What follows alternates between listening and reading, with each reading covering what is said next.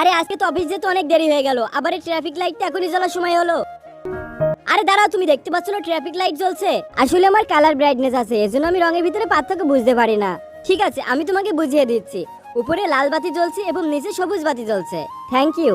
এই যে শোনো মেয়ে, ওখানে দুইটা ফাইল আছে, একটা লাল কালার একটা সবুজ কালার। লাল কালারের ফাইলটা দাও। এখানে তো দুইটাই একই রকম, কোনটা দিব? এই নাও। আরে আমি তোমাকে লালটা দিতে বলছি, তুমি সবুজটা কেন দিচ্ছ?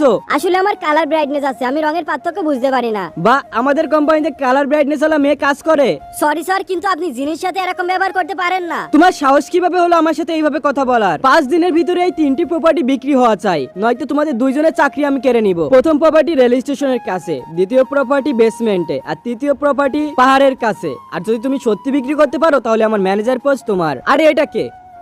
প্রিয়া, তোমার এত বড় সাহস কিভাবে হলো? তুমি আমার কুর্সিতে বসেছো। আপনি বলছিলেন আমি যদি 3টে প্রপার্টি বিক্রি করতে পারি তাহলে আপনার কুর্সি আমার। কিন্তু ওই প্রপার্টি কে কিনবে? আজ পর্যন্ত কেউ বিক্রি করতে পারেনি, তুমিও বিক্রি করতে পারবে না। মনে হচ্ছে এখন আপনাকে আমার বিশ্বাস করাতে হবে। এই যে রেল স্টেশনের পাশে, এটা হলো কর্মরত লোকজন কিনেছে। আর দ্বিতীয় প্রপার্টি বেসমেন্টে, যেটা ব্যবসায়ীরা গুদামজাত করার জন্য কিনেছে। ঠিক আছে, কিন্তু তৃতীয় প্রপার্টি পাহাড়ে, এটা তুমি বিক্রিই করতে পারবে না, কারণ ওখানে একটা পাখি পর্যন্ত যায় না। পাহাড়ের প্রপার্টি কিনেছে ফার্ম হাউসের লোকেরা, কারণ ওখানে তারা ফার্ম হাউস করতে পারবে। তো স্যার, কথা অনুযায়ী আপনার চেয়ার এখন আমার।